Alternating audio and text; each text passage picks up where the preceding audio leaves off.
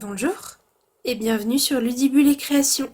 Je suis ravie de vous retrouver aujourd'hui pour un nouveau tutoriel. Il s'agit aujourd'hui d'un tutoriel de cartes et celle-ci est plutôt originale puisque vous voyez ici au milieu, nous avons un endroit qui est transparent pour laisser apparaître l'arrière, donc l'intérieur de la carte, et c'est ce qui lui donne tout son charme, ou presque, parce que le petit gnome fait quand même partie du charme de cette carte également. Si cette carte vous plaît et que vous souhaitez apprendre à la réaliser facilement et rapidement, elle est totalement adaptée aux débutantes, mais également aux confirmés évidemment. Eh bien restez bien avec moi.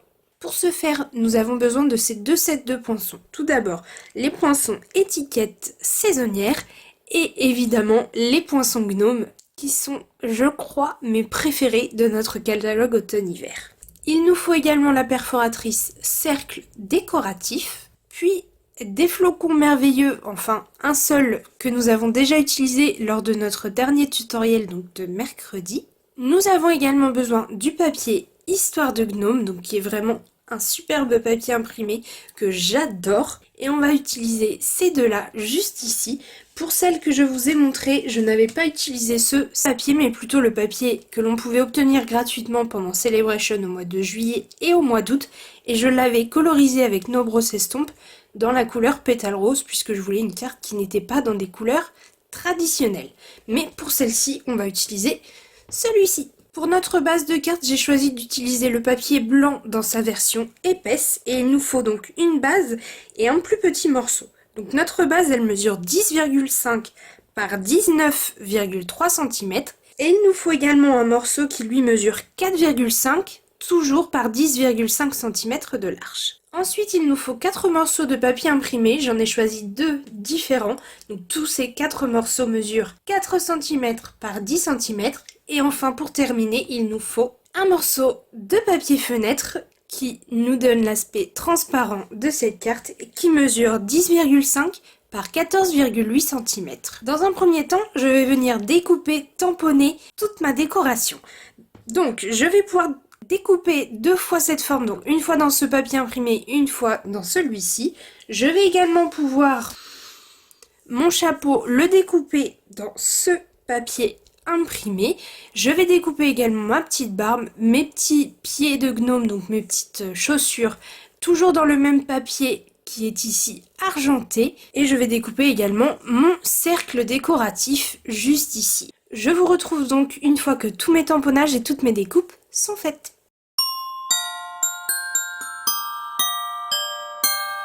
J'ai oublié de le préciser en début de vidéo, mais mon joli message vient du set de tampons Flocons en jouet et je vais utiliser le même parce que je le trouve vraiment très joli, des fêtes de magie et bonheur.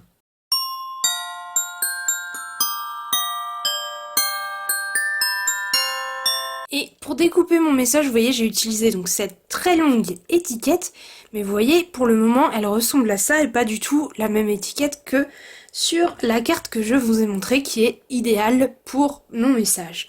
Tout simplement, ce que je vais faire, c'est venir faire une découpe partielle, toujours avec le même die. Je vais simplement venir découper uniquement de ce côté en me replaçant correctement sur ce que j'ai déjà coupé. Je laisse un petit peu d'espace juste ici et je vais passer uniquement mon die, donc uniquement cette partie-là dans ma machine de découpe et ça va me découper parfaitement la taille parfaite pour mon étiquette et pour mon message. Et voilà le résultat de cette technique plutôt magique. Maintenant que j'ai tous mes éléments de décoration, je vais venir plier ma base de carte. Dans le sens de la longueur, je vais la plier à 14,85 cm. Et voilà le résultat. Je peux appuyer mon pli avec mon plioir. Et je peux également prendre mon morceau de papier fenêtre et mon double face. Je vais placer du double face juste ici sur mon morceau de papier blanc. Voilà comment j'ai placé mon double face. Je peux retirer complètement mes deux pellicules et je vais venir placer mon papier fenêtre en me plaçant bien bord à bord avec ma ligne de pli, comme ceci. Et voici ce que ça nous donne. Donc ça nous donne un morceau vraiment avec beaucoup de transparent et du papier blanc. C'est pour ça qu'on a coupé tout à l'heure notre morceau de papier blanc à cette taille. Et lui, on va venir le coller ici en bas de notre papier fenêtre. Toujours avec du double face parce que si on utilise de la colle, donc notre colle multifonction sur le papier fenêtre, ça ne va pas adhérer puisque le papier qui n'est pas lisse, qui est plutôt glissant, donc la colle ne va pas adhérer. On utilise pour ça le double face. Et vous avez peut-être aussi remarqué que je ne mets pas le double face vraiment tout au bord de mon papier, tout simplement parce que ce soit de ce côté ou de l'autre côté, donc l'intérieur de notre carte, on viendra glisser du papier imprimé pour cacher les petites traces de double face. Et notre papier, c'est en matage, donc il fait 0,5 cm de moins que là, notre papier blanc. Donc je laisse les bords vraiment libres pour pas qu'on voit la colle une fois que je viendrai coller ceci.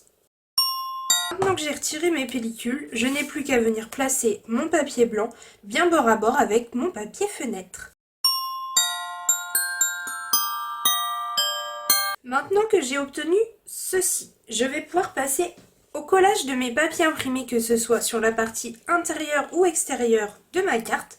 Donc pour la partie extérieure, j'ai choisi ce motif. Et pour la partie intérieure, vous l'aurez compris, j'ai choisi celui-ci. Donc pour la partie extérieure, comme on colle sur le papier blanc, on peut utiliser notre colle multifonction.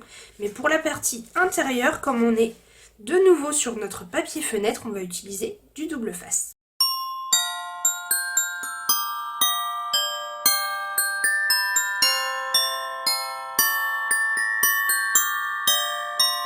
Voilà ce que ça donne une fois qu'on a collé à l'intérieur et à l'extérieur.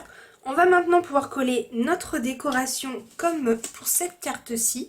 Donc on va utiliser ce motif pour le fond donc, de notre étiquette. On ne le colle pas tout à fait au bord, mais pas au milieu non plus. On laisse plus de place sur le côté droit que sur le côté gauche.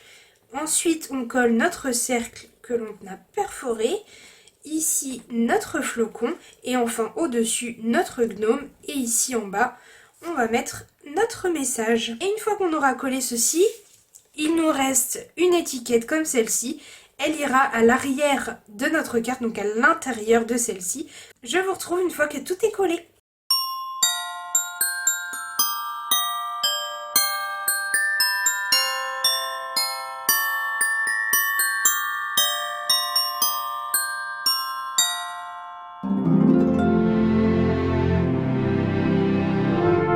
Pour coller celui qui est ici à l'intérieur, je me cale tout simplement sur celui qui est à l'extérieur et comme ça, je cache complètement. Et on a un intérieur de carte qui est presque aussi joli que l'extérieur. Il manque quand même le petit gnome, mais autrement, c'est plutôt joli. On va maintenant apporter les touches finales à notre carte. Donc, on va mettre quelques petits gemmes un petit peu partout ici sur le devant de notre carte.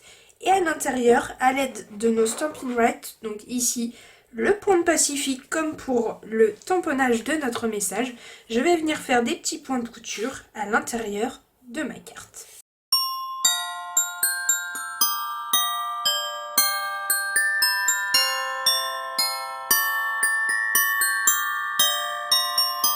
Et voilà le résultat une fois que j'ai mis les touches finales, donc les petits strass et les petits points de couture ici à l'intérieur de notre carte.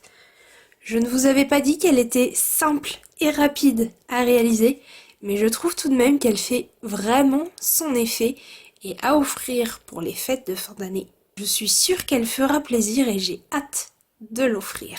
J'espère que cette carte vous a plu autant qu'elle me plaît. Si c'est le cas, n'oubliez pas le pouce en l'air pour cette vidéo. Et dites-moi dans les commentaires quelle est votre version préférée, soit la version pétale rose, soit la version pointe pacifique.